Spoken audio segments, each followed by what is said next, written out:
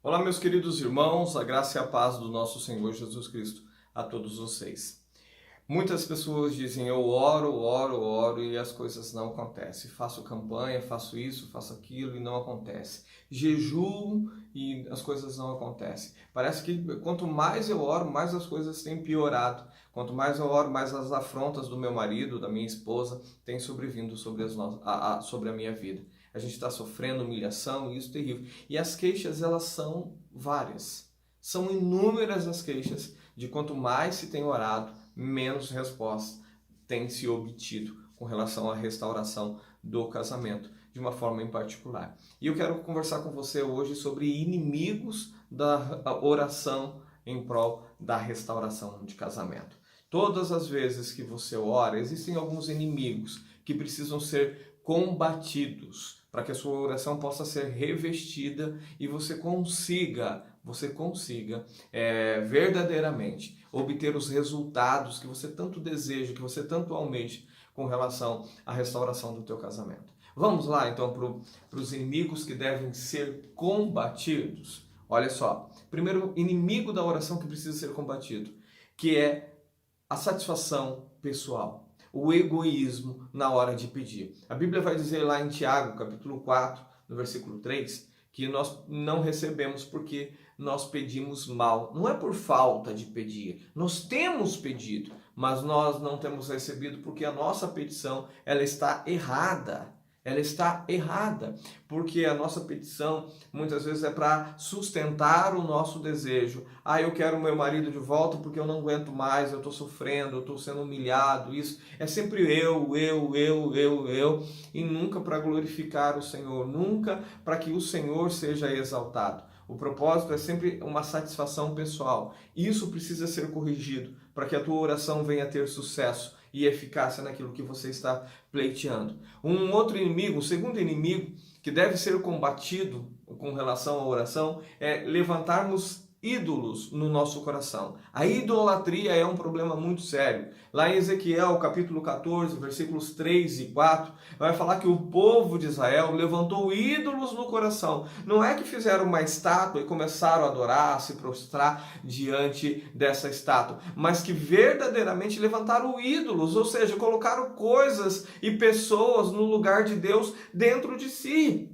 Então, isso é um grande problema. E na restauração do casamento, querido, isso é o que mais acontece nas nossas vidas. Nós darmos mais valor ao marido, à esposa, do que ao Senhor. Darmos mais prioridades a eles do que propriamente ao Senhor nosso Deus. Isso precisa ser corrigido e corrigido de forma urgente. Amar o Senhor em primeiro lugar vai fazer com que isso seja corrigido. Agora, nós temos um outro ponto, um outro inimigo da luta, da oração pela restauração, chamado avareza. E eu não quero falar aqui com você somente na questão financeira. Eu quero falar com você e chamar a tua atenção para um outro tipo de avareza, que é a avareza de você guardar aquilo que você já recebeu de verdade para você mesmo. O egoísmo de você não passar a informação adiante, ou porque você não quer passar, porque você não tem interesse que outra pessoa conheça a verdade,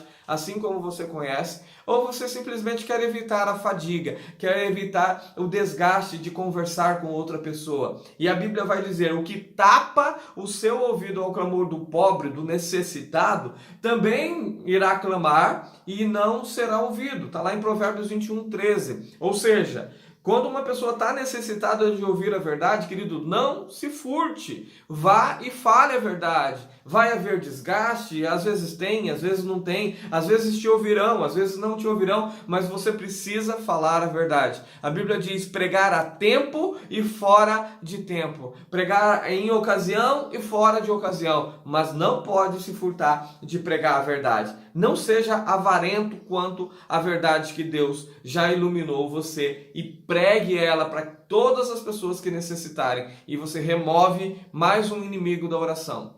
E por falar em mais um inimigo da oração, o nosso quarto ponto fala sobre a falta de perdão. Isso aí é batido, né? A gente bate nessa tecla aqui o tempo todo. A Bíblia vai falar sobre a oferta, né? Se você tem uma oferta para entregar ao Senhor, não oferte agora. Vá primeiro, se conserte com o seu irmão que você tem algum problema e só depois de se consertar, venha e entregue a sua oferta. Perceba que a oferta não é mais importante do que o perdão a ser ministrado na vida de outras pessoas. O conserto é mais importante do que a oferta. Se Deus recusa até a oferta de quem não perdoa, imagine a oração de quem não está perdoando o marido, como também será recusada, como também não será ouvido e não vai surtir o efeito que você tanto espera.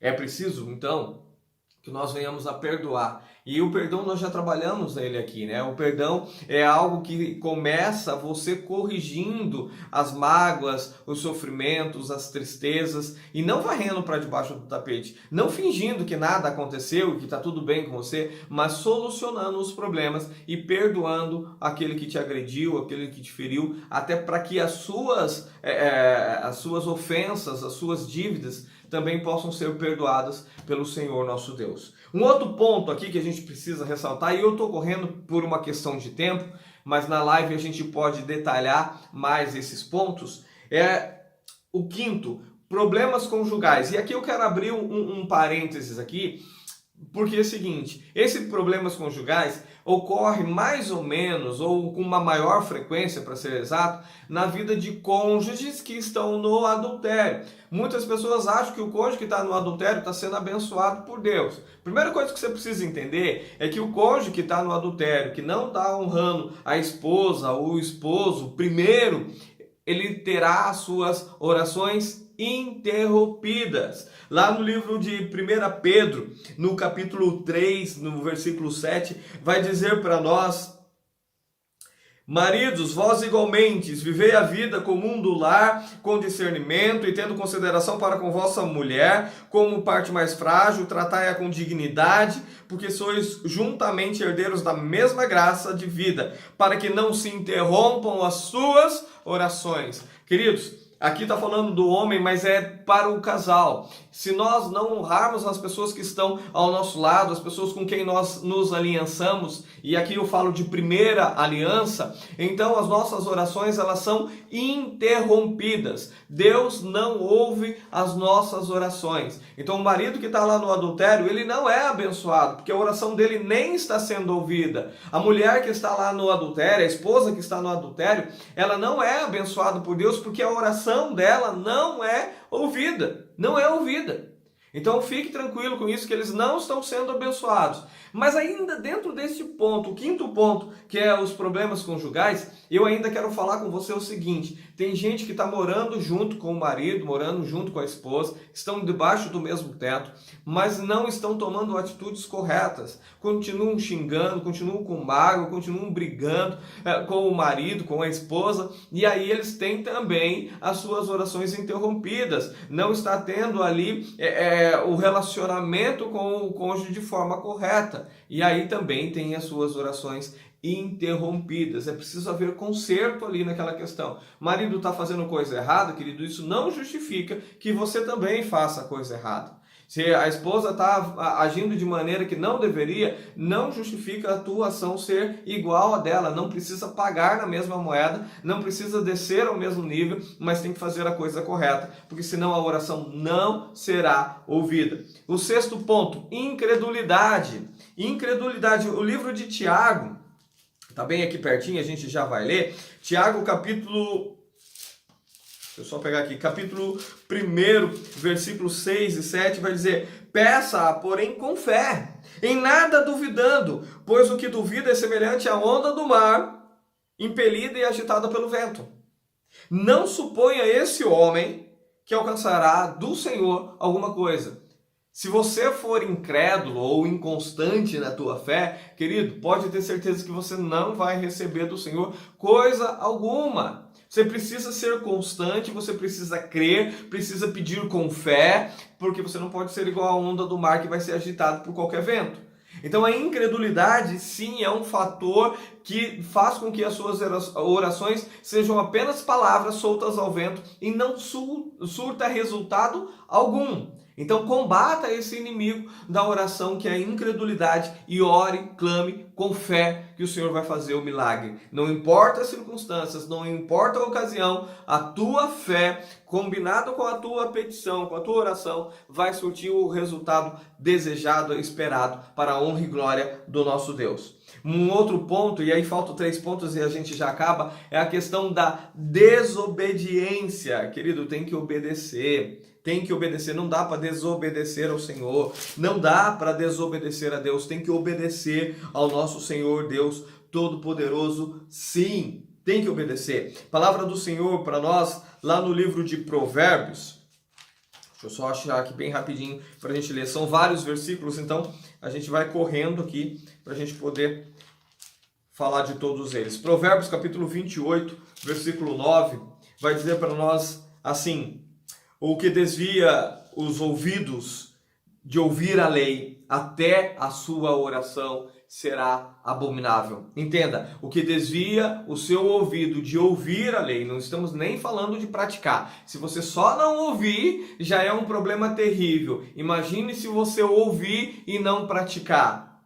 Até a sua oração chega como abominável diante do Senhor. Tem que obedecer, querido. Tem que obedecer. A obediência é fator preponderante. Precisa obedecer. E eu vou gastar um tempinho aqui com vocês porque eu preciso denotar essa questão da obediência, que é muito sério. Dá uma olhada ali no livro de Samuel, 1 Samuel, capítulo 28, versículos 6 e 7, que vai dizer para nós o seguinte: 28, 1 Samuel, capítulo 28, versículos 6 e 7. Consultou Saul ao Senhor, porém o Senhor não lhe respondeu, nem por sonhos, nem por Urim, nem por profetas. E disse Saul aos seus servos: apontai-me uma mulher que seja médium, feiticeira, para que me encontre com ela e consulte. Disseram-lhe os seus servos: há uma mulher em Endor, que é médium, que é feiticeira.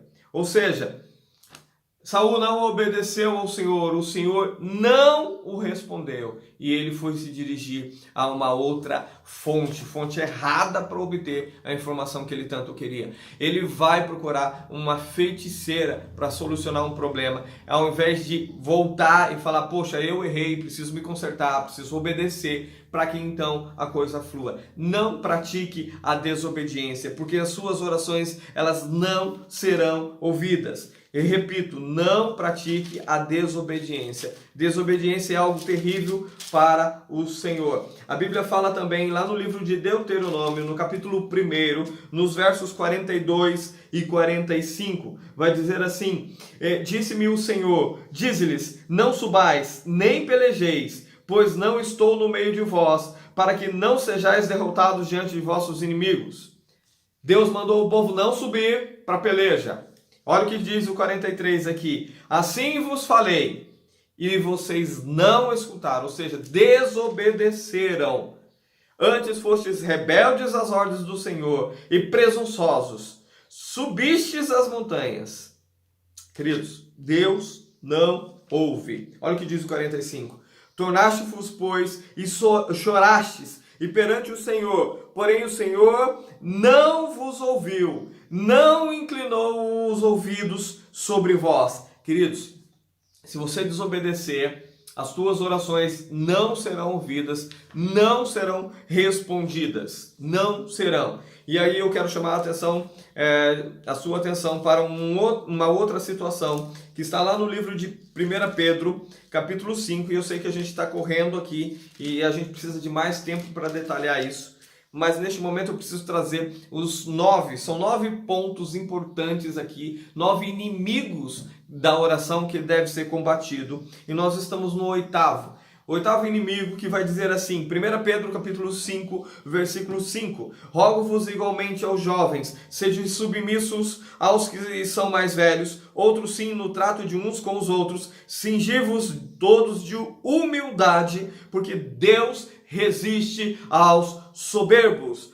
Deus resiste aos soberbos. Se você é soberbo, a tua oração ela terá resistência, enfrentará resistência. Deus vai resistir em te ouvir, em atender o teu pedido, porque você está sendo soberbo. Não seja soberbo, não haja com soberba, para que as suas orações elas não venham ser resistidas pelo nosso Deus. Dá uma olhadinha lá no livro de Jó, no capítulo 35, versículo 12. Jó 35, versículo 12. E nós já estamos encerrando. Jó 35, verso 12.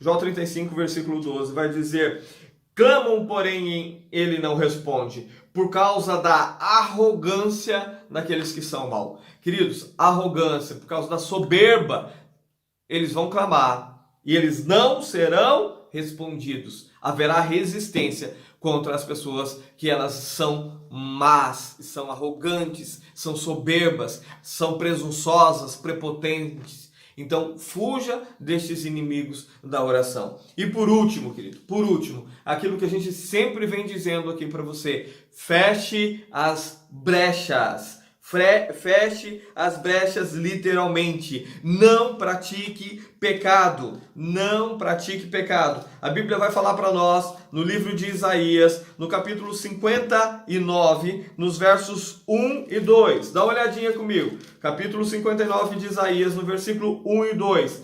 Eis que a mão do Senhor não está encolhida, para que não possa salvar, nem surdo o seu ouvido, para que não possa ouvir. Deus está atento, Deus está pronto para atender, mas preste atenção, tem um mas aqui no versículo 2. Mas as vossas iniquidades fazem separação entre vocês e o vosso Deus, e os vossos pecados encobrem o seu rosto de vós, para que vos não ouça. Deixa eu dizer uma coisa para você. Deus está pronto, mas quando nós pecamos, queridos, toda a prontidão de Deus é encoberto e não age sobre as nossas vidas. O inimigo da restauração, o inimigo da nossa oração são pecados, querido. Feche as brechas. Tem pessoas que vão dizer: fulano orou por tanto e tanto tempo e não teve a sua resposta, não obteve a restauração. Olha quantos inimigos precisam ser vencidos. E um deles é o pecado. Um deles é a prática contínua do pecado. Precisa ser exonerado o pecado da tua vida, extinto o pecado da tua vida. Você precisa largar o pecado. Olha o que diz lá o livro de João, no capítulo 9, no verso 31, e é o último versículo que nós vamos ler. João 9, 31 vai dizer assim: sabemos que Deus não atende a pecadores, mas pelo contrário, se alguém teme a Deus e pratica a sua vontade, a este ele atende. Para nós encerrarmos aqui, que você possa entender que Deus não vai te atender enquanto você permanecer na prática do pecado. Deus vai cerrar os seus ouvidos em direção a você, para que não atenda a sua petição. E muitas pessoas vão alegar justamente isso. Eu oro há anos, eu conheço fulano que ora há tanto tempo e não obteve a restauração do seu casamento. Eu conheço pessoas que oraram e chegaram até falecer e não houve restauração. Não houve restauração, queridos, porque acontecem alguns inimigos da oração, porque orar só não basta, é preciso combater esses inimigos. E eu vou repetir aqui só para frisar na tua mente os 9 inimigos a serem combatidos. Pedir para satisfazer o nosso próprio ego, o nosso próprio interesse. A idolatria, levantar ídolos dentro do nosso coração. A avareza, nós segurarmos, nós retermos aquilo que é para compartilhar com os outros.